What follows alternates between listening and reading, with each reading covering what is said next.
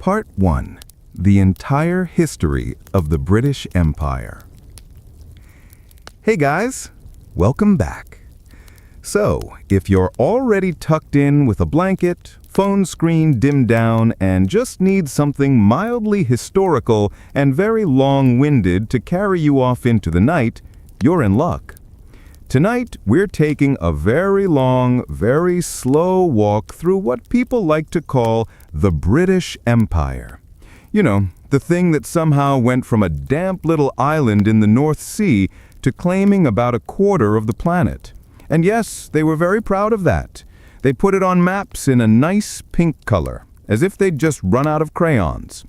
But instead of doing the loud, epic action movie version of Empire, we're going to do the bedtime version, which means we'll just float through the centuries, watching monarchs make questionable choices, colonists trip over diseases they weren't expecting, and aristocrats drink way too much tea while complaining about the French.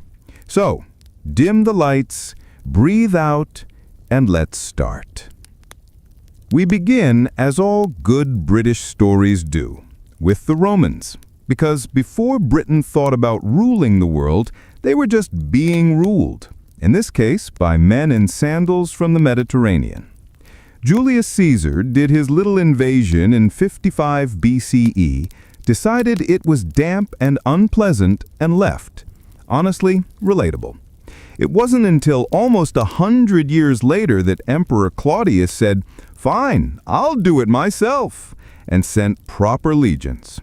And for about 4 centuries, Britain was basically a Roman outpost, a place for legions to freeze, scribes to write gloomy letters home, and locals to build bathhouses that would later confuse archaeologists. The Romans gave Britain straight roads, Hadrian's Wall, and just enough Latin words to make the English language a grammatical mess. Then, of course, Rome collapsed. And when Rome collapses, it doesn't send you a notice. The legions just kind of stop showing up, and suddenly you're stuck with Saxons moving in next door. By the early Middle Ages, the island was a mix of Anglo-Saxon kingdoms, each with wonderfully dramatic names like Wessex, Mercia, and Northumbria.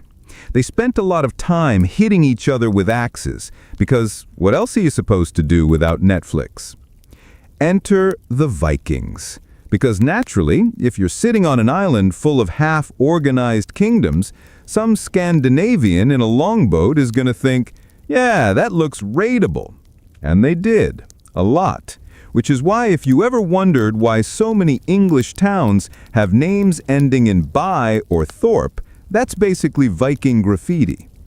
The English eventually rallied around a guy called Alfred the Great, which is a bold title to give yourself, but to be fair, he kind of earned it by not letting the Vikings completely take over. Alfred made treaties, built forts, and crucially, learned how to run away strategically, which, in Viking times, was almost the same as winning. But fast forward a bit, and the real turning point comes in 1066. Yes, the year every British schoolchild has drilled into their heads. William the Conqueror, Duke of Normandy, decided England looked ripe for the taking.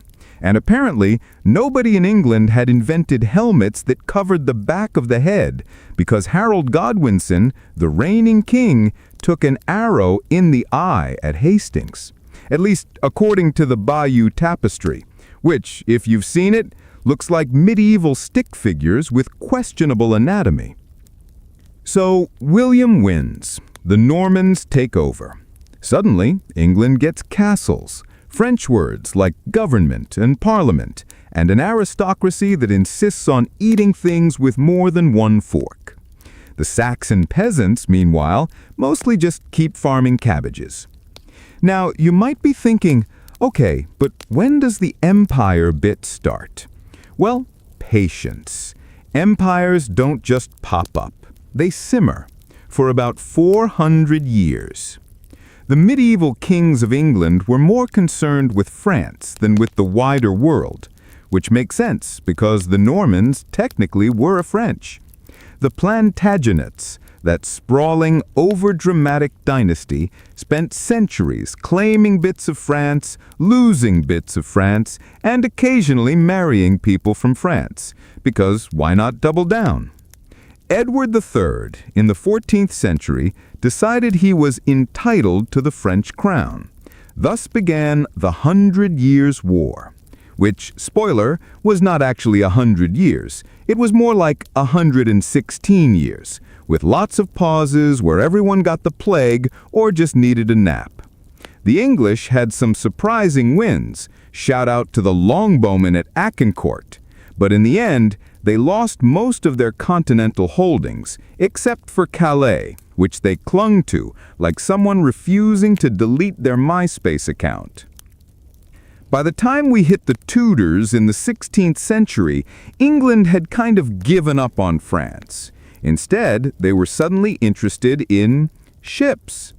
Henry VII started it, but Henry VIII really leaned into the whole navy thing. Maybe because when you're busy divorcing and beheading wives, it helps to distract everyone with shiny warships. He built the Mary Rose, which was beautiful until it tipped over and sunk during battle, which honestly is peak Tudor energy. Then we get Elizabeth I. Ah, yes, the Virgin Queen, which, let's be honest, was probably more of a political brand than a lifestyle. Under her, England really dipped its toes into overseas expansion.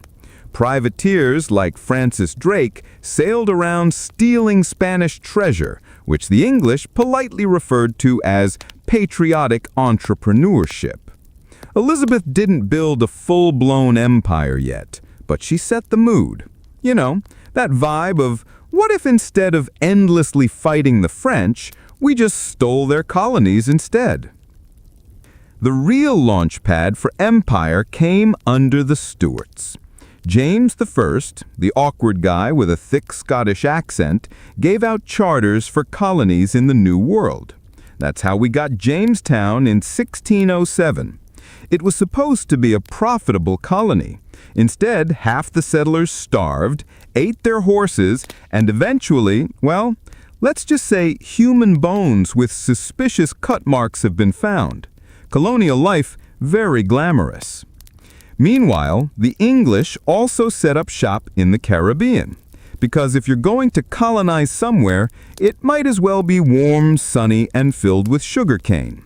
Sugar meant rum, and rum meant money. Of course, this also meant plantations worked by enslaved Africans, and that's when empire started to get ugly. By the mid-1600s, England was grabbing islands left and right. Barbados, Jamaica, basically anything Spain couldn't guard properly. And if you ever wondered why British aristocrats in the 18th century always seemed so rich and bored, it's because half of them had sugar plantations making obscene profits. Now, we can't skip over Cromwell, because nothing says bedtime history than a Puritan in a funny hat shutting down theaters. During the Civil War, the monarchy was chopped, literally, and England flirted with being a republic. Cromwell expanded overseas, too. He sent fleets to the Caribbean, tried to elbow the Dutch out of trade, and generally made England act like a major power.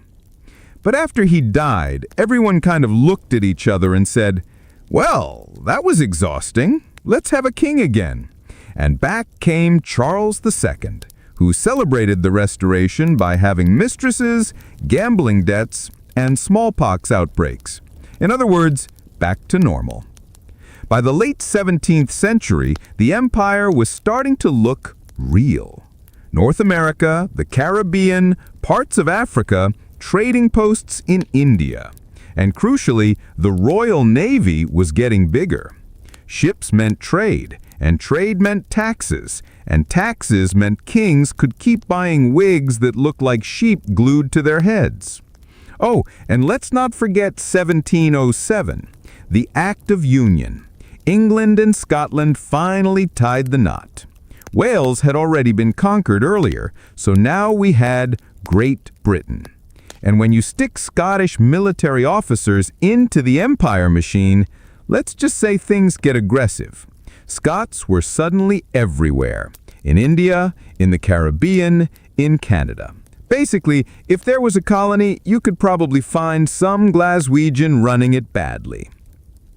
And here we pause, because the real explosion of the British Empire, the one with tea, redcoats, and too many maps, comes in the 18th century. But for now, just let your eyes close and picture it. A soggy little island, once conquered by Rome, now quietly building ships, planting flags, and preparing to annoy every other European power for the next 3 centuries. Part 2.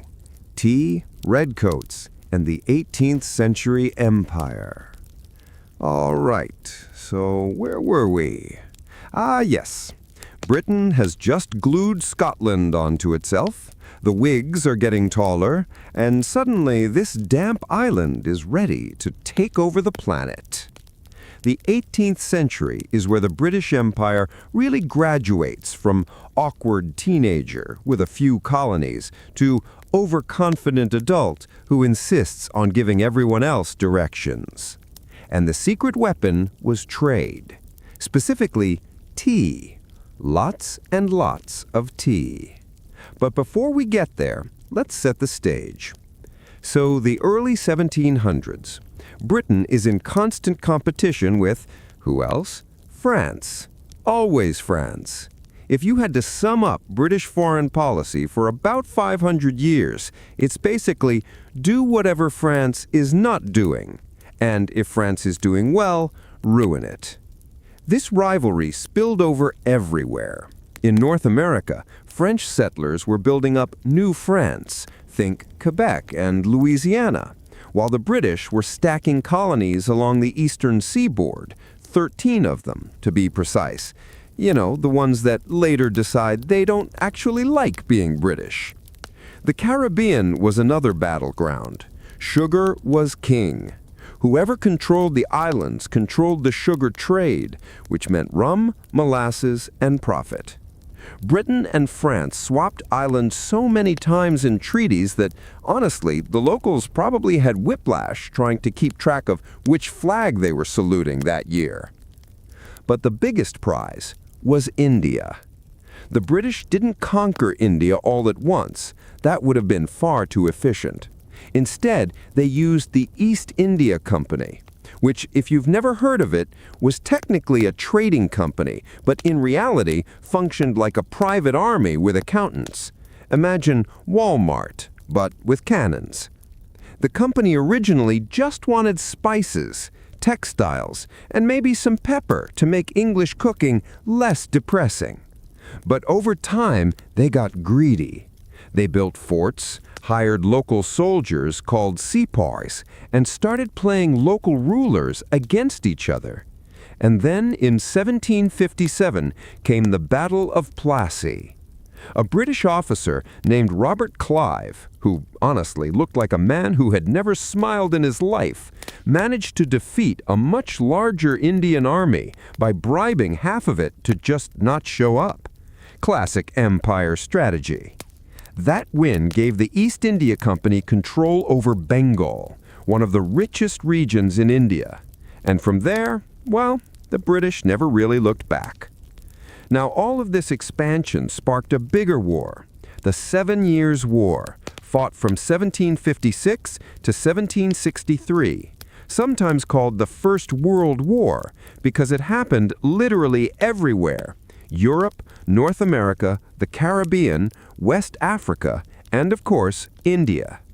The British and French fought like divorced parents dividing up continents, and somehow Britain came out on top. They took Canada, bits of the Caribbean, and strengthened their grip on India. France, well, they got to keep making wine, so not a total loss. But victory was expensive, wars always are, which brings us to the colonies in North America. You see, after the 7 Years' War, Britain was broke.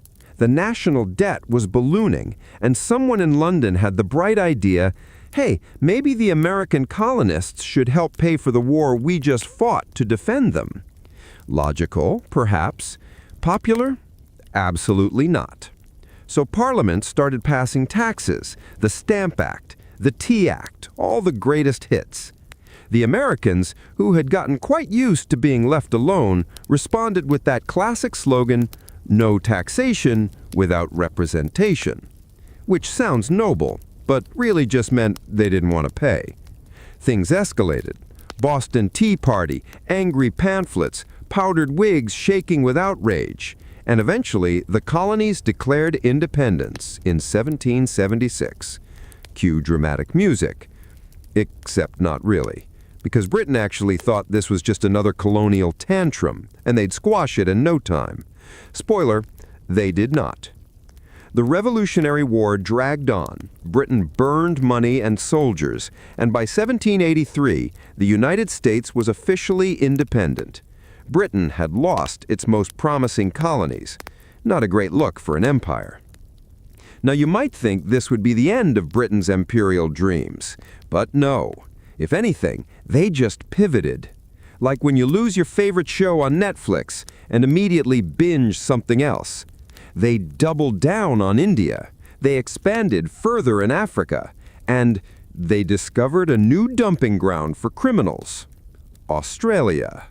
Yes, Australia.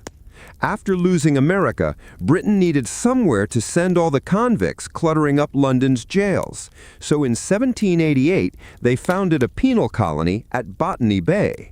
Imagine sailing for 8 months, only to find yourself on a continent filled with giant spiders, venomous snakes, and kangaroos that look like they could box you. Unsurprisingly, the convicts weren't thrilled. But over time, Australia grew. First as a prison camp, then as a sheep farm, and eventually, well, a whole colony. And if you've ever wondered why Australians still sound vaguely British but are far better at barbecues, well, that's why. Meanwhile, the 18th century was also the golden age of the Atlantic slave trade. British ships carried enslaved Africans across the ocean to work on plantations in the Caribbean and the Americas. It was brutal, dehumanizing, and one of the darkest chapters of the empire. The profits from this trade funded mansions in London, country estates, and the very navy that kept the empire afloat. Even sleepy history can't really gloss over that. It was ugly, and it lasted for centuries. Eventually, abolition movements began to gain traction. But in the 18th century, slavery was absolutely central to Britain's wealth. When you look at maps of the empire in this period, just remember, all that pink came at a horrific human cost. But let's not end this part on such a heavy note. Instead, picture Britain in 1800. The empire is shifting. America is gone. India is rising. The Navy is supreme. And the Union Jack is being planted on coastlines like some sort of national hobby. Back in London, politicians argue in smoky rooms, aristocrats drink too much port, and King George III occasionally wanders around muttering because, yes, the king famously went mad, possibly due to porphyria, possibly just the stress of watching his empire crumble in America. Hard to say. Either way, Britain was gearing up for the 19th century, which meant Napoleon, Industrial Revolution, and empire on steroids. But that's for the next part. So, breathe out, relax.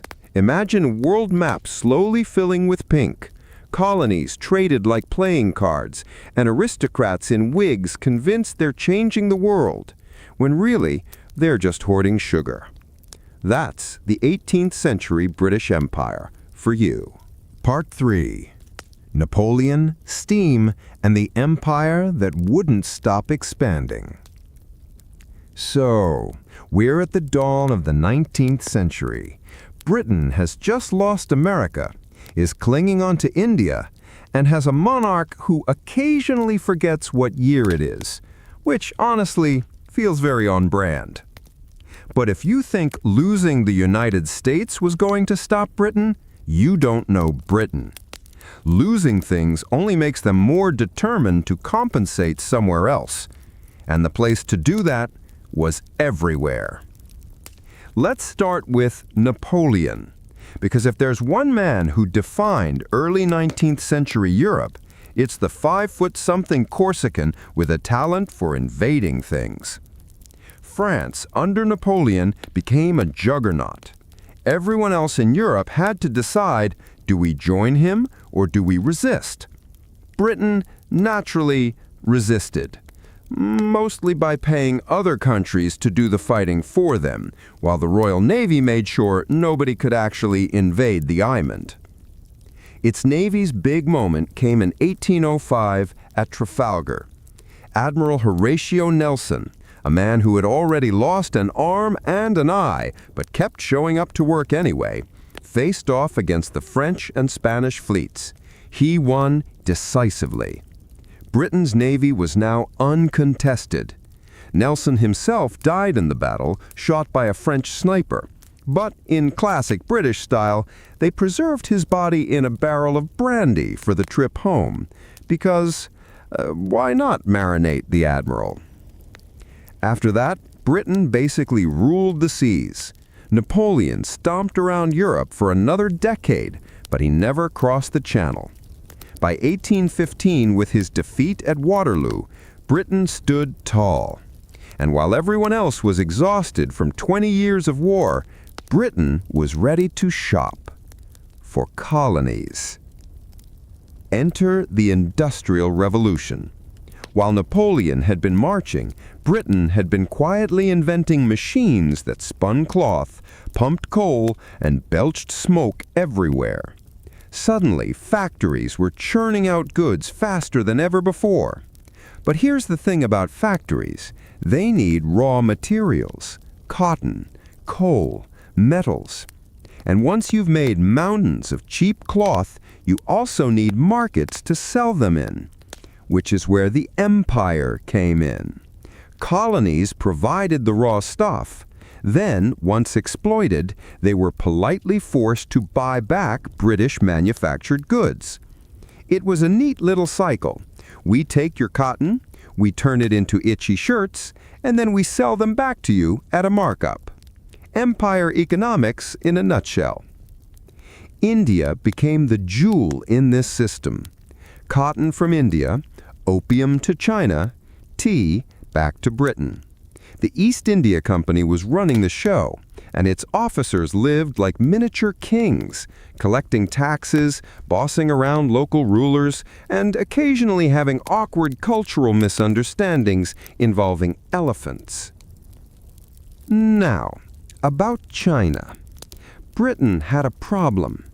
The British loved tea. Absolutely loved it. Morning, noon, night, just constant tea. And all the good tea came from China. The Chinese, however, weren't particularly interested in what Britain had to offer. They didn't really need cheap cloth or tin kettles. So trade was unbalanced. Silver flowed out of Britain and into China, and this made the Brits twitchy. The solution? Opium. Britain had lots of it from India, and they started smuggling it into China, which predictably caused massive addiction problems. The Chinese government tried to stop it. Britain responded with gunboats. Thus began the Opium Wars in the 1830s and 1840s. Spoiler, China lost. Badly.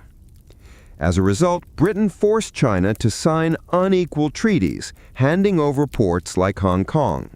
So yes, the empire literally fought wars to sell drugs. That's one way to balance your trade deficit. Back in India, things weren't exactly smooth either. By the mid-19th century, the locals had grown resentful of the East India Company, and in 1857, this boiled over into what the British called the Indian Mutiny, and Indians today call the First War of Independence. The spark was almost absurdly small. rumors that rifle cartridges were greased with cow and pig fat. For Hindu and Muslim soldiers alike, this was offensive. But the resentment ran much deeper. Taxes, disrespect, cultural arrogance. The revolt spread rapidly, with bloody battles and massacres on both sides. In the end, the British crushed it, with brutal reprisals. But the East India Company's reputation was ruined. In 1858, the British government took direct control of India. Queen Victoria became Empress of India, which sounds glamorous, but mostly meant that she received occasional crates of jewels while actual administrators ran the place. Speaking of Victoria, let's drift into the Victorian era. Queen Victoria ascended the throne in 1837, looking tiny, stern, and about as cheerful as a rain cloud. She ruled for 63 years, which meant the empire had a long time to expand under her watch.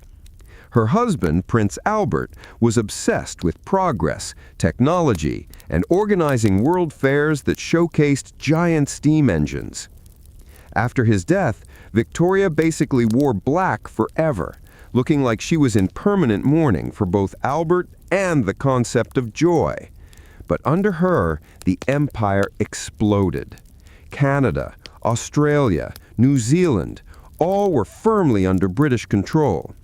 In Africa, Britain grabbed territories like the Cape Colony, pushed into Egypt, and started the scramble for Africa before it was trendy. Basically, if there was an empty patch on the map, some British explorer planted a flag and named it after themselves, or Queen Victoria. Hence, Victoria Falls, because naming a giant waterfall after a queen who hated travel and water sports is peak empire logic. The Victorians loved to boast that the sun never sets on the British Empire, which was technically true. If it was 9 in London, it was day in India or Canada or the Pacific. Of course, what they didn't mention is that the sun also never set on the revolts, famines, and occasional disasters they caused. For example, in the 1840s, Ireland was hit by the Great Famine.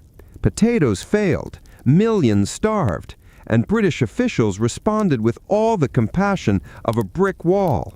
Food exports continued, while patient Irish peasants withered.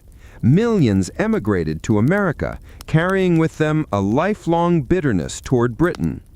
Or in India, the famines of the 19th century, often worsened by British economic policies. Grain was exported while people starved.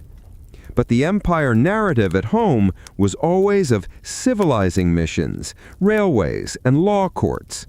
The darker side rarely made it into Victorian bedtime stories. And yet, back in Britain, the empire was a source of pride.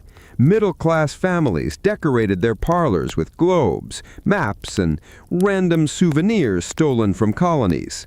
Boys read adventure novels about noble explorers discovering places that had been populated for thousands of years. Girls collected exotic stamps, and everyone drank tea, the empire in a cup.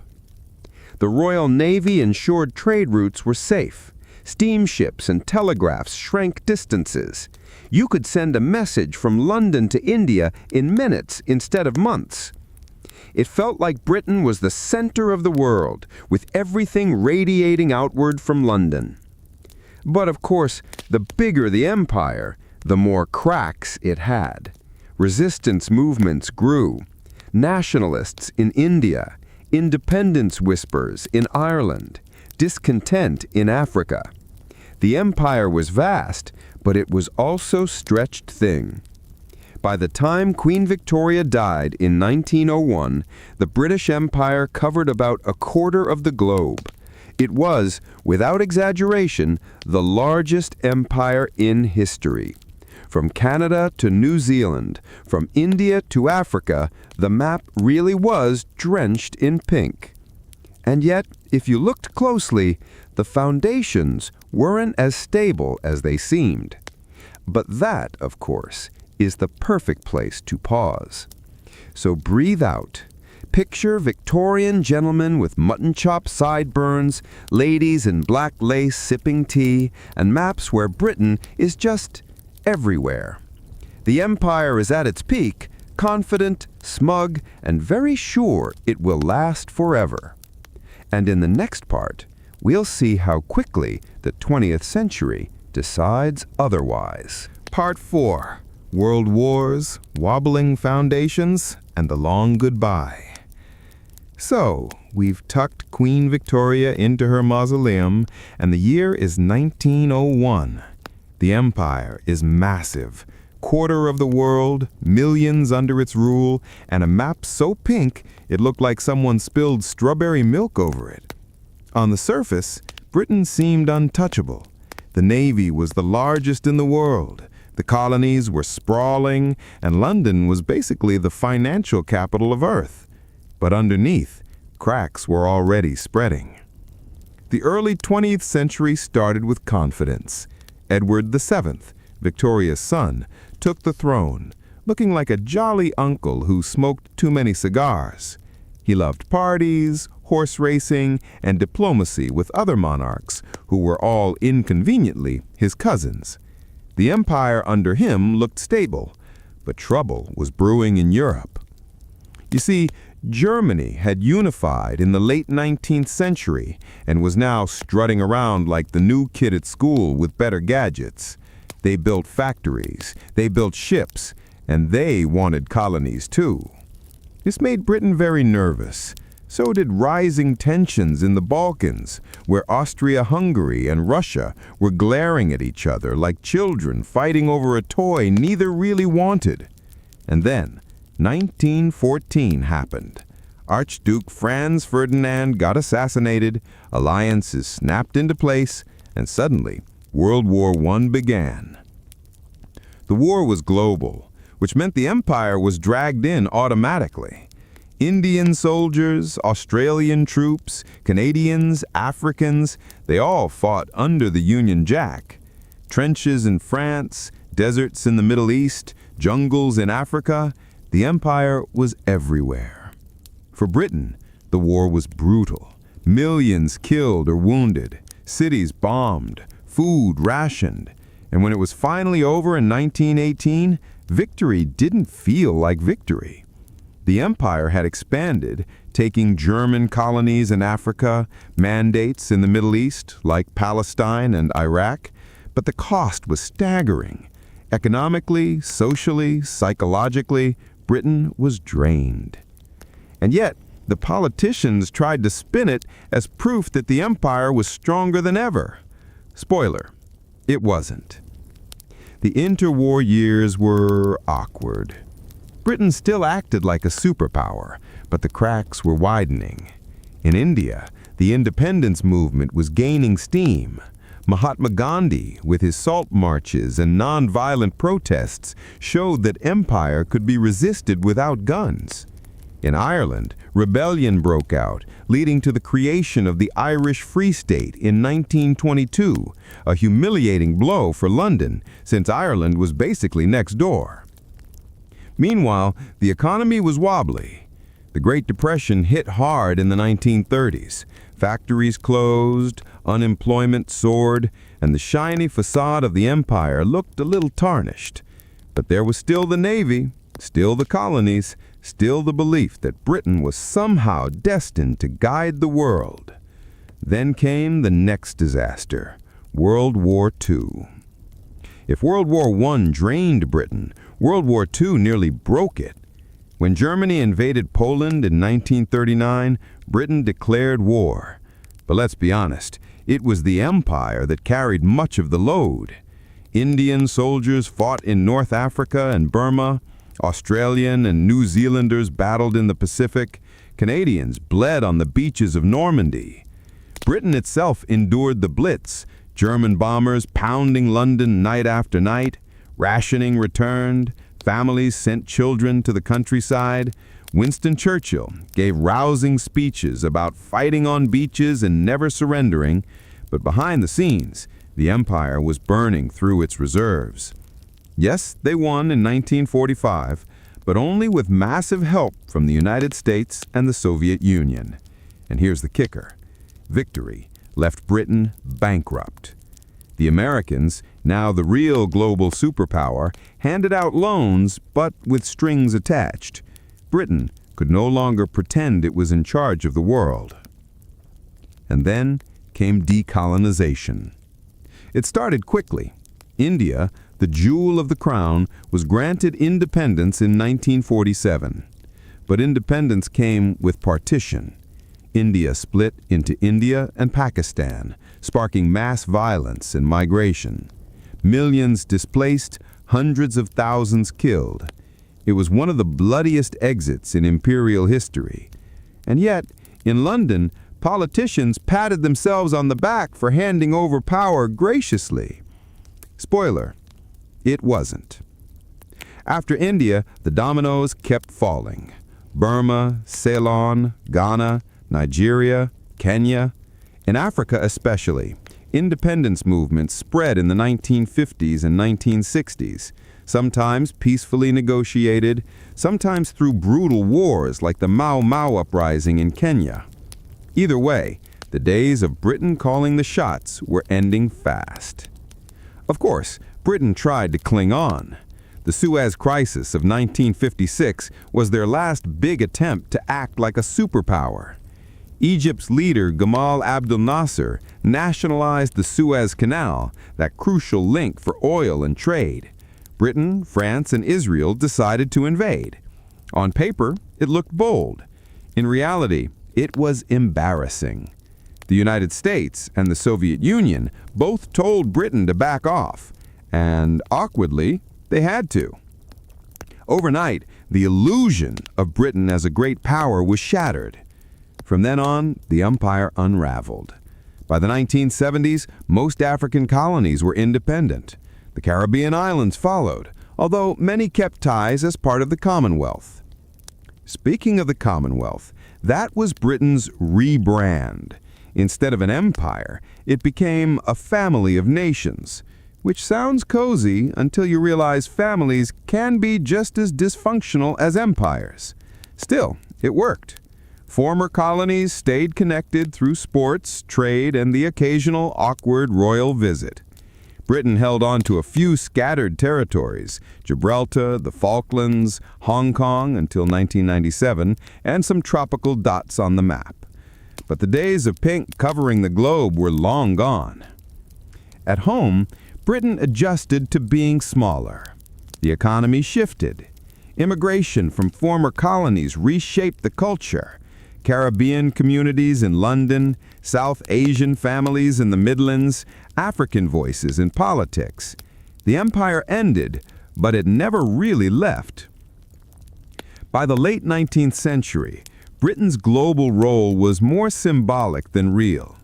Yes, they still had nuclear weapons, a seat on the UN Security Council, and a special relationship with the US, but the empire was history.